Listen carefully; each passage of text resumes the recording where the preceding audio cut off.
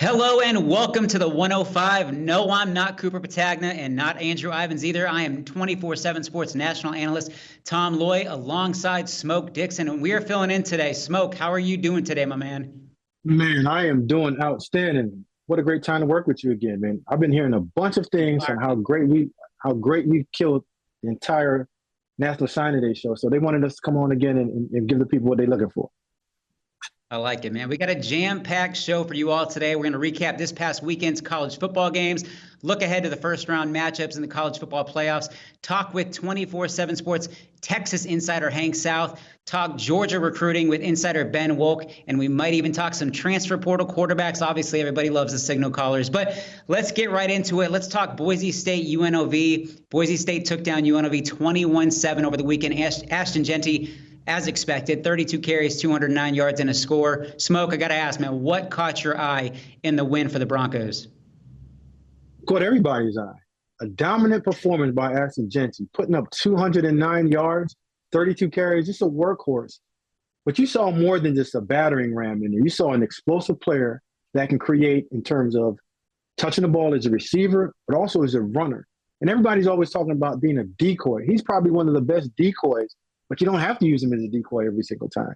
So just a dominant fashion that he went through and just won that entire game. You can walk back and just look at it and say, is this the guy that needs to come home with the Heisman Trophy this weekend?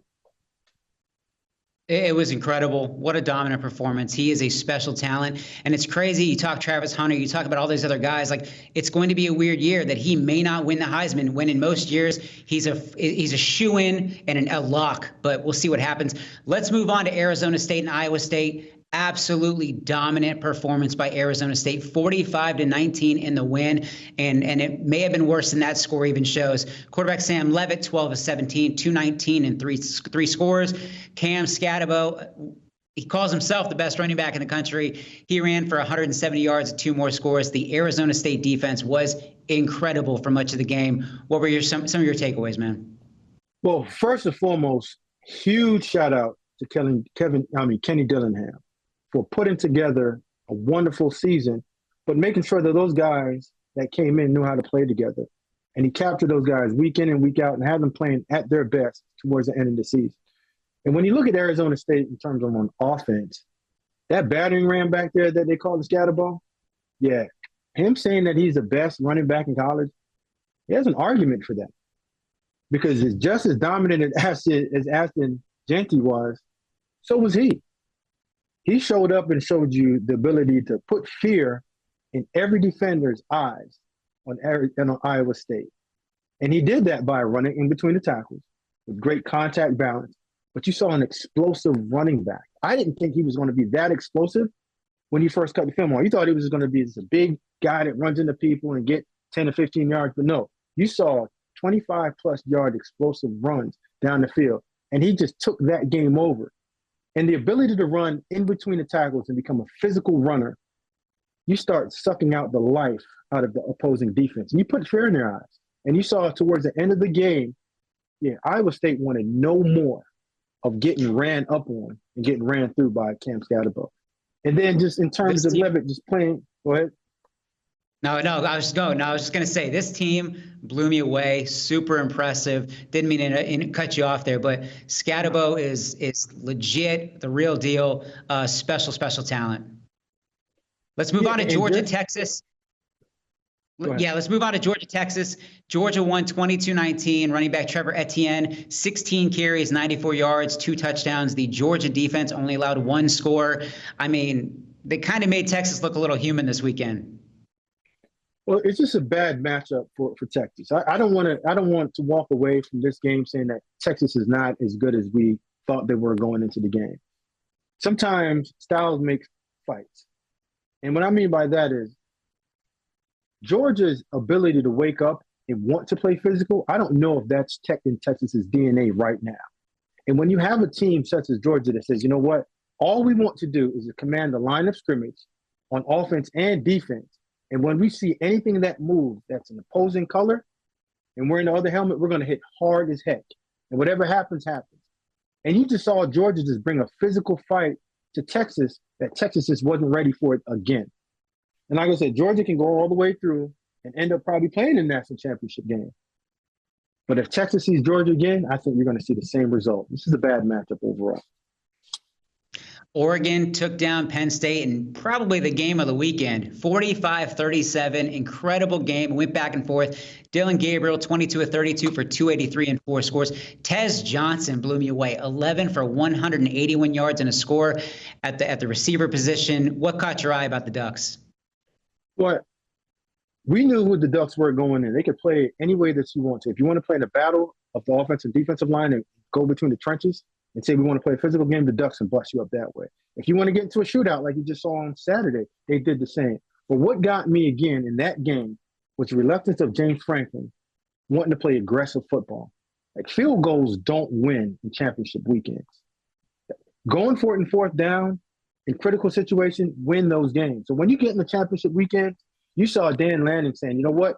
All my chips are in the middle of the table and I'm going for it because I only have one chance to win this. And you saw the other team playing a little bit too cautious in order to bring out that victory.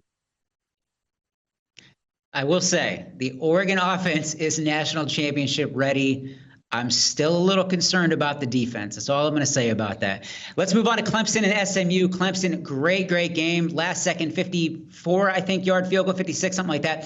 34-31, Clemson wins. Cade Klubnik, 24 of 41, 262, 4 more scores. Brian Wesco breaks out, 8 catches, 143 yards, 2 touchdowns. Clemson, do you think they got a shot to make a real run here? No. I don't think they have a real shot at making a good run because on Saturday, what you saw was Clemson still have the ability to be physical in their front seven. And SMU is not ready for that play yet. And that was the biggest difference going into the game for me when I saw it. You saw Clemson's guys up front on defense being able to impose their will on SMU. And after a period of time, you saw SMU had a couple of plays that they came back in the game, but I thought Clemson took their feet off that gas pedal and didn't press all the way through. That was my biggest disappointment. I thought they were going to blow them out. I didn't think SMU belonged in the game early, but they did enough to bring that all the way down to the end. And I think that was more of Clemson not playing with the same sense of urgency at the end of the game that they came out and played at the beginning. That game showed me a lot about SMU's fight. I definitely liked the way they battled at the end. So, and then Clemson, it's tough to bet against Dabo. I know Dabo doesn't like to do things the traditional way with transfer portal and how things are moving, but they're going to be a tough out regardless in the matchup with Texas. But let's actually segue into the first round of the college football playoffs. We'll start with Clemson at Texas. Give me your prediction of the winner. I don't care about the score, just the winner and how you see that one playing out. I think Texas beats Clemson by 10 points. Just for the fact of Texas is a more complete team. Texas shows you the ability to run the ball on offense, have explosive plays on offense, but they are physically enough on defense to stop Clemson and keep Cade Klubnik within the pocket. Because once Cade gets out of the pocket, that's when you see his true talent come through, playing second, off-platform, off-script plays. Texas has enough athletes up front to keep him inside that pocket with a good game plan and making them play from the pocket. And I think that's where you see Cade start making some bad decisions and you see bad Cade, not good Cade. I agree. I like Texas to get that done. Tennessee at Ohio State. This is going to be a tough one. Who do you got in that one? I got the Buckeyes. I think the Buckeyes are a top 3 team. Long as they don't see Michigan, the Buckeyes are really good. And I don't think Tennessee is ready for that type of talent yet. Buckeyes are a really good team. They're I'd say the second most complete team and the most talented team on paper. Everyone has that bad taste in their mouth from what they saw against Michigan, but they're not physically ready to get into that bludgeoning fight that Michigan wants to play. And as long as Tennessee comes out and they want to play fast, up-tempo, and not bring the fight to Ohio State will come out and get that W. Yeah, I'm starting to think Michigan's a little bit of a mental thing for Ryan Day. I like the Buckeyes to get that one done. I may even pick them if they were on the road, but I like Ohio State there. SMU at Penn State. Who do you got? Oh, Penn State. The way that Penn State can come out and play physical, and again, this is not one of James Franklin's tough marquee matchup type games. He'll come out and his team will play more loose. And they have enough players offensively and defensively to bring the fight to SMU. SMU just they played a schedule that you can't really walk away of and say, have they been really tested? They got tested in one game against Clemson, and they showed up and they still lost. So playing against a good Penn State team that's physical, explosive. Drew Allar's playing good at quarterback. Those two edge guys on defense can put enough pressure on Kevin Jennings and Brashard Smith. I know that he's not going to have that type of big of impact on the Penn State defense like he did all season long. I'm a Drew Aller guy. I'm going to buy in. I think he's continuing to ascend the right direction, and I think Penn State gets it done. But I do think it's close. I don't necessarily love the matchup for Penn State. Last one, Hoosier State battle, Indiana at Notre Dame. Who do you got? I got the Fighting Irish, man. I think that those Cinderella slippers on Indiana and Kirk Cignetti, they're coming off. And I'm a big fan of playing and being battle tested throughout the year. Notre Dame was battle tested. They even lost early in the season. You saw those guys come back and finish their season off strong to be one of the better teams in college football. Indiana's true test, they had one, and they failed miserably. Battle-tested teams in the playoffs and conference championship games, those are the teams that you see show up and win later on in the season. And Notre Dame is built for this. Indiana may be 2 years away from getting to where Notre Dame is to be truly battle-tested with depth and ready to play football when it comes time. As long as Jeremiah Love is healthy and 100%, I feel better about the pick. I like Notre Dame to get that one done. It's going to be a tough place to play at Notre Dame Stadium. I might just have to make the trip to South Bend. But we're going to take a quick break. And when we get back, we were going to be talking Texas recruiting and the #1 class in 2025 alongside Horns 24 insider Hank South. We'll be right back.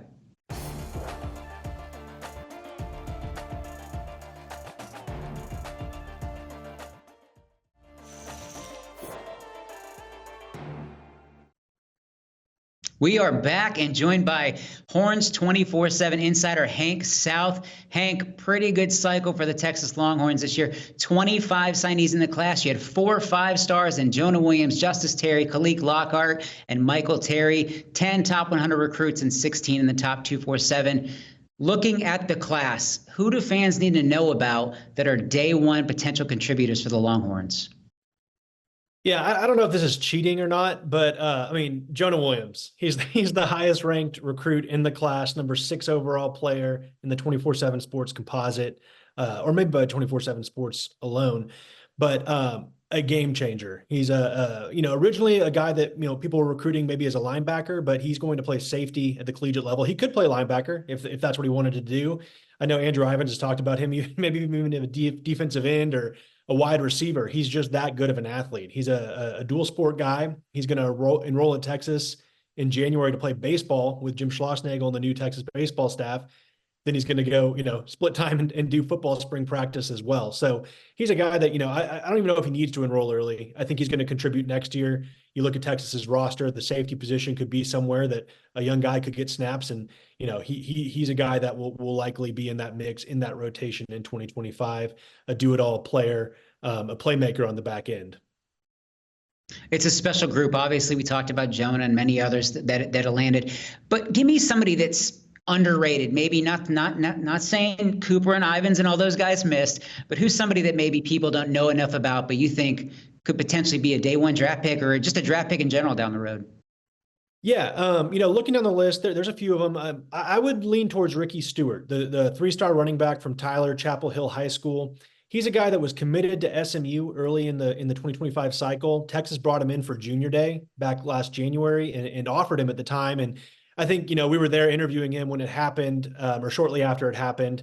And it was pretty clear SMU was not going to hang on to him. Maybe playoff SMU would hang on to them. I don't know. But at the time, SMU was going to have trouble hanging on to him. He waited a couple months. He did decommit in that window and then committed to Texas during one of their spring recruiting events in April. But if you look at his tape, the kid just makes plays. Averages for his high school career, I think his average is over 10 yards a carry. He rushed for over 2,800 yards last season as a junior. He's kind of slacking this year. He only has about 1,600 yards on the ground, averaging just over 9 yards a carry. He did miss a few games to injury, so we'll give him a break there. But a kid that, Tashard Choice, the running backs coach at Texas, he's one of the best evaluators of talent when it comes to that position, when it comes to most positions. When he locked in on Ricky Stewart as one of his guys in this class, it was, there's a pretty good bet he's going to end up making plays down the line. Now, Texas has a pretty stacked running back room coming back next year, assuming, we'll see what happens with the portal and everything. CJ Baxter getting healthy. So, it might take a couple of years for him to, earn some carries, but I think when he does, he's going to flash just as he's done at the high school level. Yeah, I'm a big fan of Ricky Stewart as well. I wonder if SMU would like him and Keelan Russell in their class at this point. But if it was up to you, just kind of curious, who of all the elite guys that Texas landed, I already ran off many of them, who would you call the number one top guy in this class? I think, Jonah Williams, obviously, but, just to kind of be different, Justice Terry, I can't not mention Justice Terry and the win Texas got this past Friday to close out the early signing period. The 5-star defensive lineman from Georgia went into Kirby Smart's backyard and beat him for one of their top targets. And, Texas really started to make a late push for him kind of early October. They got him in on an official visit for the Georgia game. And that was a game Texas lost. And that was a game, compared to the SEC championship, Texas got a little bit more beat up in that October matchup when they fell to Georgia, as opposed to, overtime loss last weekend. But Kenny Baker set his sights on him. Texas needs interior defensive linemen. He's obviously one of the best. I know Andrew Ivins comps him to Jalen Carter, the former Georgia great. And they got it done. And, we found an interesting tidbit today. We didn't realize at the time. Kenny Baker, the first-year defensive line coach at Texas, was at Western Kentucky earlier on in his career. He was the first coach to offer Justice Terry before Georgia.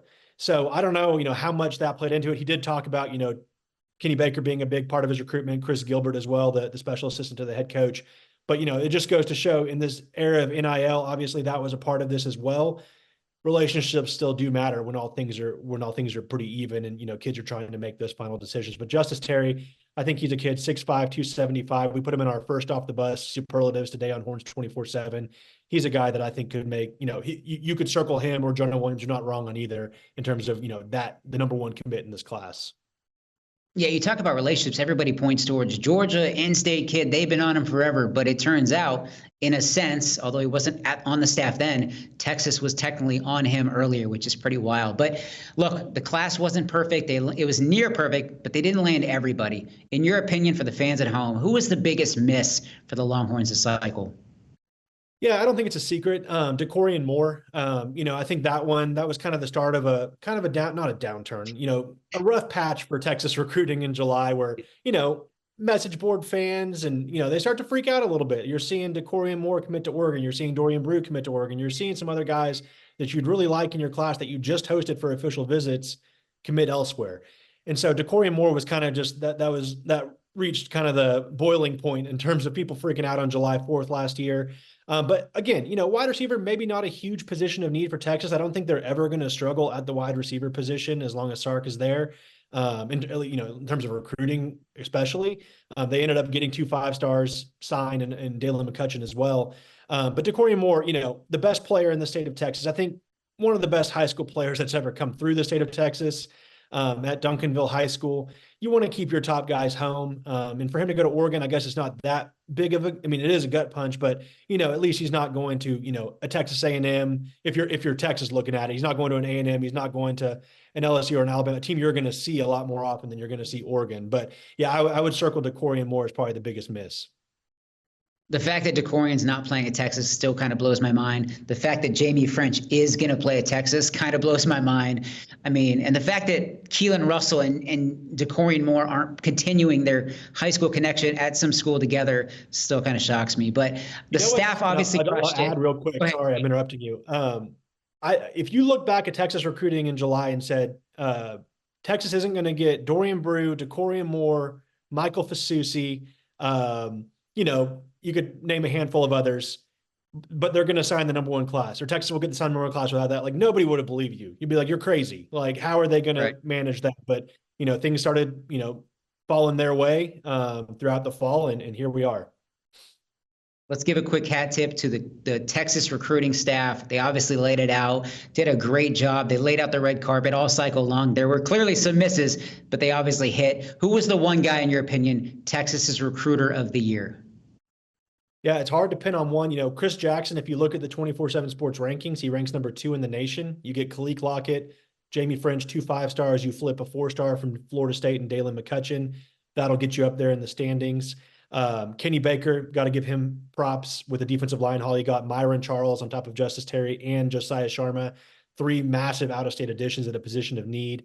And then Blake Gideon as well for the work he did on Jonah Williams. I think all 3 of those guys are in the top 15. So those are kind of the recruiting MVPs in terms of the on-field assistance for Texas this cycle. Hank, I appreciate you as always, but we are going to take a quick break. And when we get back, we're going to be talking Georgia recruiting with Dogs 24/7 insider Ben Woke.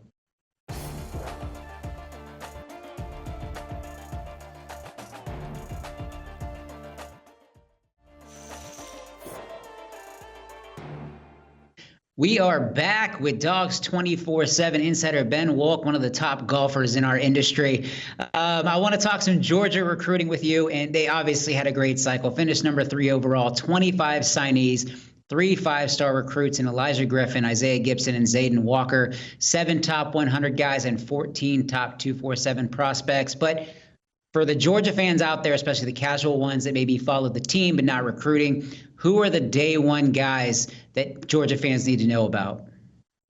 Well, I got to point to 2 right off the top, man. I think, point to the number 1 ranked player in Georgia's class, Elijah Griffin.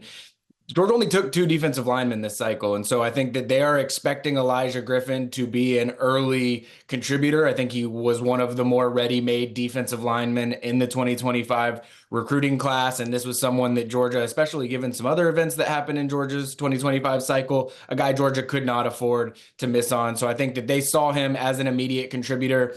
Someone else I'll point to is wide receiver Talon Taylor from the Midwest, someone that James Coley identified really early on among their board as someone that they wanted to prioritize when he came on staff. He already had a good relationship with the previous Georgia offensive staff, but James Coley made sure to reinitiate that or keep that as engaged as possible. And he's someone that trended towards Georgia really from the spring on. And you look at the senior year that he put forward, playing for a state championship in Illinois. It seemed like every time I looked up, I was doing one of my future dog watch articles that had Talon Taylor with a 3-touchdown game. So I think either one of those 2 guys will be playing, very early on in the 2025 season for Georgia. I have had the luxury of watching Talon Taylor kind of grow over the last couple of years, and that kid, in my opinion, has 5-star written all over him. I think he is a special, special player at the receiver position. So the Dogs got a good one there. But we obviously talked about a bunch of guys. The class is loaded. Who would you, going down the commit list a little bit, who would you call underrated this class?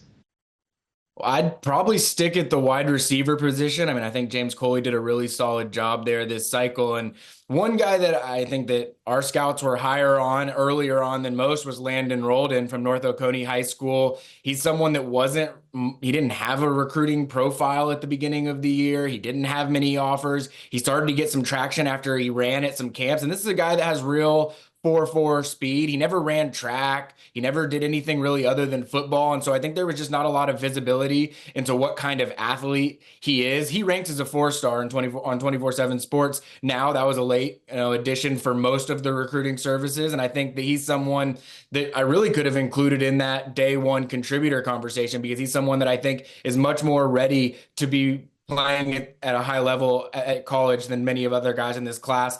I'll also say, if we're going down the 3-star ranks, I'll say Thomas Blackshear, the wide receiver from Calvary Day. I don't know that there's many wide receivers across the country that are as capable in one-on-one coverage than Thomas Blackshear. He's going to draw a lot of George Pickens comparisons because of where he signed, because of some of the edge that he brings to the football field. And he's just someone that if he was playing, not in South Georgia, not at some of these smaller private schools, I think that there's a chance that he would have gotten a little bit more exposure than he did, and that would have helped. But I think that played into Georgia's hands because they took a lot of receivers this cycle, and I think they were glad to have a couple underrated ones to make it maybe easier on the NIL side of things. If you get comped to George Pickens, you're obviously doing something right, because that dude is a freak. Put yourself in Director of Scouting Andrew Ivins in his shoes. He obviously does a phenomenal job. He is, in my opinion, one of one at his job. But if it was up to you, who would you consider the number 1 player in Georgia's class this cycle? Well, I think he nailed it with Elijah Griffin this cycle. It's hard to pick against the number 1 defensive lineman, number 4 overall recruit, which is what Andrew had him slotted in at. If I were to, nitpick Andrew, if we get this opportunity to say what we think Andrew could have gotten better in this cycle, I probably would point towards former 5-star wide receiver Elias Williams. I know this is someone that in the Georgia sphere they are really, really excited about. I think that they think he has All-American capability. He also is someone that could probably be a day one contributor just because 6'7", 230 pounds, really athletic, former basketball player. He brings something that not many other tight ends are able to bring. So he's someone that I think could play early on. I think Elias Williams, there are probably some folks in Athens that are as excited about bringing Elias Williams in as they are about bringing Elijah Griffin in. And moving ahead, the class wasn't perfect. We obviously know there's still some misses despite the elite group headed to Athens. But who was the biggest miss for Georgia this cycle? I have a pretty good idea who you're going to say. Yeah, I think you and Hank covered the winning side of that one pretty well in the last segment. Justice Terry, I've mentioned Elijah Griffin, 5-star defensive lineman, really important signee. Georgia only ended up signing 2 defensive linemen in the 2025 class. So when they get through that first day of the early signing period and all eyes are looking ahead to 5-star Justice Terry's decision that Friday, it started to look more and more like a must get. Georgia didn't flip Kevin Wynn from Florida State. Georgia didn't flip Jeremiah McLeod from Florida. And so Justice Terry became all that much more important for Georgia to be able to sign. This is someone, like Hank mentioned, that Georgia had been recruiting since he was in the 8th grade. They've had relationships with for the entirety of his recruitment. He was committed to Georgia for a long period of time. And when he flipped to USC over the summer or in the spring, that was one of the more shocking recruiting developments that happened this recruiting cycle. But it was probably a sign of Justice Terry truly looking for options outside of the state, outside of Georgia, wanting to really consider, new opportunities that he might have. And I think for Texas to come in and steal a guy, I'll take a line that Hank said as well, steal a guy right out of Georgia's backyard. I mean, that was without question the biggest miss. And I think that is inflated by the fact that Georgia only ended up signing 2 defensive linemen. It's still wild to see the Texas logo next to him. At one point, we talked, I nearly crystal balled him to Auburn because down the stretch, they felt so good. And everybody was telling me it's not going to be Georgia. I just couldn't imagine that it was Texas, but heck of a win. And then lastly, quick one for you. The staff obviously crushed it along the entire cycle. They kicked it. They dominated really from start to finish with so many guys. But who, in your opinion, was the ace recruiter for Georgia this cycle? Well, I've already mentioned James Coley a lot throughout this because of bringing in Talon Taylor, Landon Roldan, Thomas Blackshear. That hasn't even mentioned Tyler Williams from the state of Florida or CJ Wiley, who is the big in-state piece that Georgia felt that they had to flip from Florida State after they missed out on his commitment the first go around. And so there's a reason why James Coley is ranked as the highest recruiter in the 24/7 Sports recruiting rankings on Georgia's staff. I also think you got to give a tip of the cap to Chidera Uzo-Diribe, the outside linebackers coach. He was the lead recruiter on the number 1 edge in the country, Isaiah Gibson. Also, Darren Akinigbon, who's our number 4 defensive lineman, but Georgia sees him more as an outside linebacker type.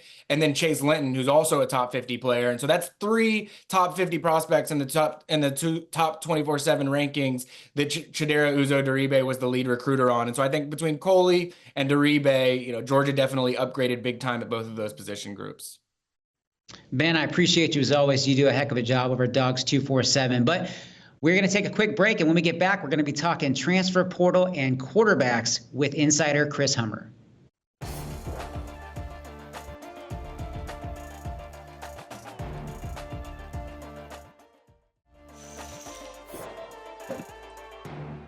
Welcome back. We are joined by Chris Hummer, the transfer portal expert, and obviously Smoke Dixon. Chris, I want to dive right into it. A bunch of names. We are going to focus on quarterbacks today. Jackson Arnold, everybody's, he was an elite coming out of high school. He's transferring from Oklahoma. He's got 2 years left. Kind of break everything down for him related to Jackson Arnold, potential landing spots for us. Yeah, I remember 2 years ago, I know that was the class fronted by Arch Manning, but I talked to some people in the quarterback world and then the personnel space that actually had Jackson Arnold as the number 1 quarterbacks at times in that cycle. And that just shows how well regarded he was coming out of Denton Guyer in high school, where he put up massive numbers. And I still think he holds a lot of interest for teams despite an up and down starting season for Oklahoma. And I think the context there is Obviously, Oklahoma's offensive line really struggled. His 5 best receivers were hurt for a lot of the year, and I think teams are recognizing that. And he's higher up on the boards for some schools than you would expect. Some schools to keep an eye on are Auburn, Ole Miss, Mississippi State, Wisconsin. Obviously, Mississippi State is one to spotlight here. His former offensive coordinator, Jeff Levy, is now the head coach over there in Starkville, and there's a lot of connections linking those two sides. Smoke, you've been on college coaching staffs. What's your take on Jackson Arnold? Are you still buying stock in him? Well, it's hard to buy a stock in Jackson Arnold in terms of on-field production because you don't see it, right? We understand what the talent is, but the thing that we have to look at in the transfer portal is it's production over potential. And that's where you see a lot of misses. And that's where you see a guy like this that when he came out, everyone wanted him. But he's played college football, and when you cut the film on, you don't see the same talent and the potential in actual production. So I would push back against this a little bit and say, you know what? I would rather go for a proven guy than a guy that's unproven, because when you put money into players like this, you don't ever want to come away and say that's dead money. So I haven't seen enough to say I'm all in and he's the next one that I need to get in my program to be the starter. Hummer, you mentioned Auburn. I kind of like the fit Jackson Arnold in that with those receivers. I think that I kind of like that fit. Yeah, and one of the problems is the cycle right now. At least there aren't a lot of proven guys. Like they're gonna be some teams having to make some exceptions for what they want. Obviously, we'll talk about another one of those guys in a minute, Miller Moss. But I really don't think there's anybody without their warts for the quarterback wise this cycle. So teams are having to adjust and project in that way, at least so far. And yeah, I think Jackson Arnold would be a great fit in Hugh Freeze's system. Give him a bit of a better offensive line. Like Auburn definitely has the weapons on the outside. Put him in a different context, a different situation. And an offense like somewhat similar to what he ran in high school too at Auburn. Like I think he could be really effective for them. Certainly a higher ceiling than what they got with Peyton Thorne this year. Although, as we've seen with Jackson Arnold this year, maybe a lower floor as well. And that Peyton Thorne floor was really low at times this season. Yeah, that's fair. You brought him up, Miller Moss leaving USC. It seems like there's a couple schools in play that we've been talking about over the last couple of days, and again this morning. How do you kind of see this one playing out? Yeah, I know, Tom, I know you reported on this. I reported on it this morning too, expecting him to be at Missouri here very shortly. Missouri's really pushed for Miller Moss pretty hard in the portal process here. They need a quarterback to come in and be the guy after Brady Cook. They don't really have anybody on the roster right now that they can turn to in that regard. And Miller Moss, with 1 year left, I think is somebody that a lot of schools view as an ideal bridge quarterback. Somebody who can come in right away, run your system. I mean, Miller Moss is as smart as they get at the quarterback position, step in right away and be that guy for a team. And another team that I think very much views Miller Moss the same way is Louisville. Jeff Brom's obviously had a ton of success with quarterbacks. You could say the same thing about Eli Drinkwitz, obviously, but the Cardinals have also been in the Miller Moss sweepstakes, and those are the two teams I'd keep an eye on for now. Smoke, he's going to be at both schools later this week. First visit goes Monday through Wednesday, and then he wraps up at Louisville from Wednesday through Friday. What do you think about those fits with Miller Moss? I love those fits for Miller Moss. Miller Moss can be what Cam Ward was for Miami this year. Just a proven guy that can operate in any sense in terms of playing the quarterback position. If you want to do it in the RPO world, he can get it done too. If you want to go back to traditional quarterback world, he understands that format as well. Like when you play with a guy like Miller Moss and you put him in those two programs, he's the next quarterback that can come in and catapult you to, instead of 8 wins, 10 wins and get you into the playoffs. So Miller Moss for those two programs, ideal. I think he's got a great opportunity to have a lot of success next year. Another guy that could use some success on the same front is Boston College quarterback transfer Thomas Castellano. I think you and I have been hearing the same name for a school, Hummer, but maybe I'm sure you got a lot more intel on that front. Who do you got as the top player on that front? Well, we definitely have, and Florida State obviously is a name of interest for Thomas Castellanos. Florida State just hired Gus Malzahn as their offensive coordinator, and Gus Malzahn played a role in recruiting Thomas Castellanos to UCF back in the day. Obviously, Thomas Castellanos made a stop in Boston College for 2 seasons, but he started his career in Orlando. Gus Malzahn was I'm sorry. Yeah, Gus Malzahn was a huge believer in Thomas Castellanos coming out of high school. He is the perfect fit for what he likes to run. A really dynamic athlete, somebody who can get on the move and stretch the pocket and really attack in that system. And I think Florida State makes a ton of sense there. Although Florida State is also in the market for a couple other quarterbacks, but that is definitely a school I'd keep an eye on early. Smoke, do you think he could have a Jordan Travis like season career in that final season if he were to land at Florida State? Absolutely. And the name that comes to my mind is Diego Papa. What he did at Vanderbilt this year is just inject energy into that building and that entire team that needed it. And when you look at Thomas's game, he's a better passer than a lot of people give him credit for. And in college football, the greatest equalizer is the mobile quarterback.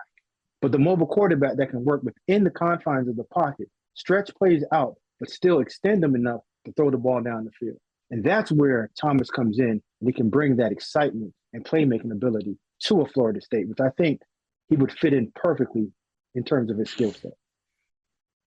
It's the Marcel Reed show at Texas A&M. He's going to be the guy moving forward under Mike Elko. So that means Connor Wigman is on the move. 2 years left. Hummer, how do you see that one playing out?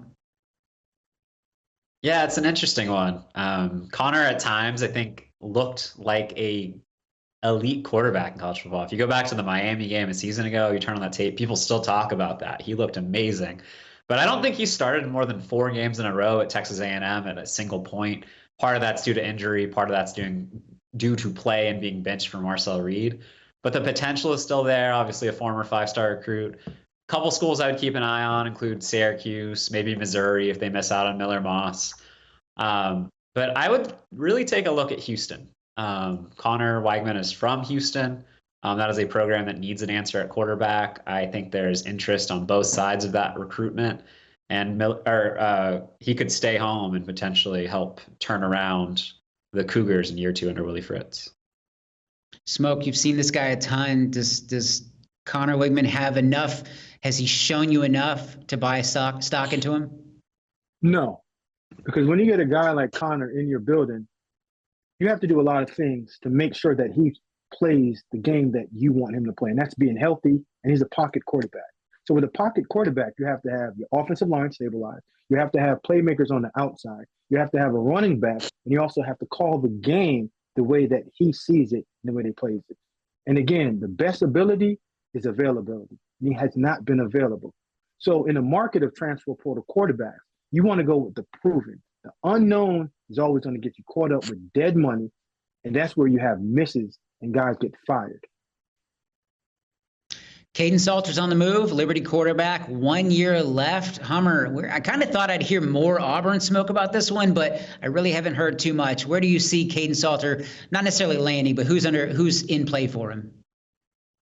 Yeah, obviously Auburn's a natural connection with Hugh Freeze being there, his former head coach at Liberty, but at least for now, I don't expect Auburn to go in that direction at quarterback. Matt Zenitz, my colleague, reported last night that Salter's set to see Syracuse, a team that's come up quite a bit with Caden Salter. Florida State's also in the mix, but an interesting one to keep an eye on is Colorado. Obviously, Colorado's bringing in Julian Lewis as a true freshman this year, but there's no proven arm in that room. I expect Deion Sanders and his staff to be very aggressive in the portal this time around and landing somebody like Caden Salter, somebody I believe Deion knows dating back to high school. They were both in the South Dallas area at the same time. Would be a pretty natural fit for him as a bridge quarterback between his son, Shedeur Sanders, and Julian Lewis. Smoke, if Caden Salter ends up picking Colorado, like Hummer says, is a possibility. What do you think about that fit? I love the fit. And again, the reason why I like the fit is just because his mobility. Better runner than he is a passer. But when you have runners in college, you can just buy your time over a period of time, and then you can take your young quarterback, put him in for 20 plays, have that older guy start, get you out of a lot of trouble. Because again, when it all breaks down, his legs, explosiveness, and ability just to extend plays and just continue to drive. And all you're trying to do when you get these older guys in terms of quarterback, is just try to get closer to the goal line and score. And he gives you that advantage with his legs. Hummer, I appreciate you joining us. You can get back to Transfer Portal Palooza, where you, Matt Zenitz, and the guys are killing it. But we're going to take one more quick break, and when we get back, Smoke and I are going to dive into the Heisman race, talk about the candidates, and make our call for this year's winner.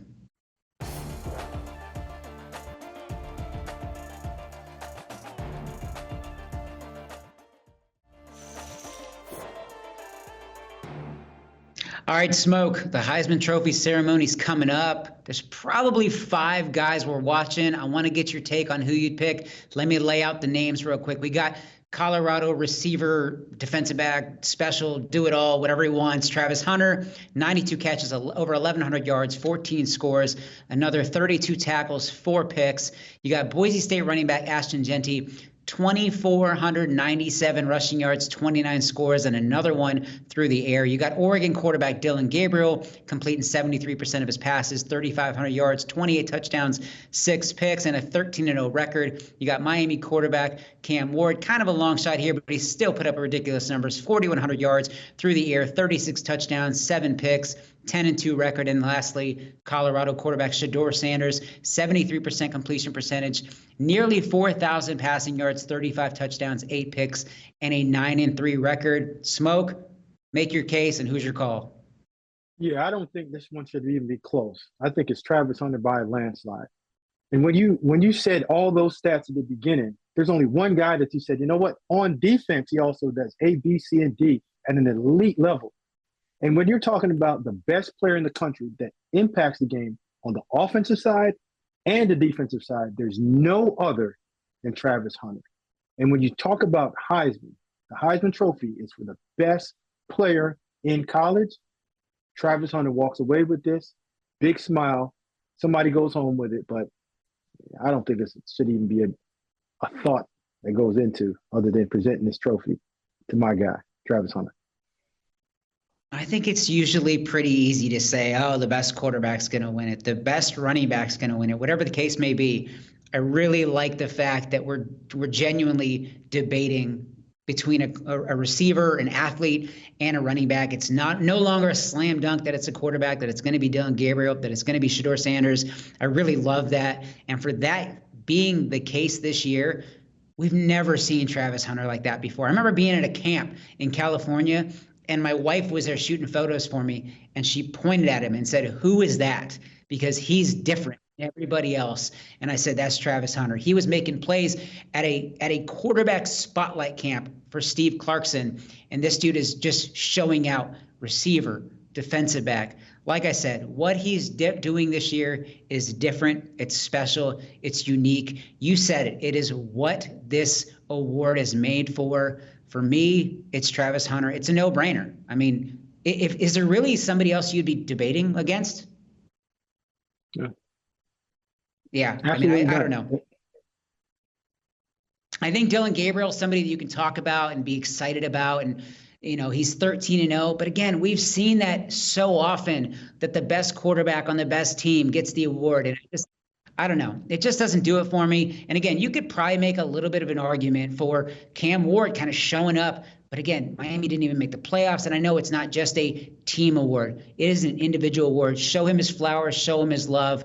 But what Travis Hunter does is just completely different. But Smoke, thank you for joining me today. I appreciate you as always. This was a lot of fun. For everybody else, don't worry. Jeff Cooper and Ivan's back next week to fill you in. But for more of the 105, be sure to download and subscribe wherever you listen to your podcast. You can also watch every episode of the 105 on the 24/7 Sports YouTube channel. And they'll be back next week at 2 p.m. Eastern on CBS Sports Network. Thank you all for watching.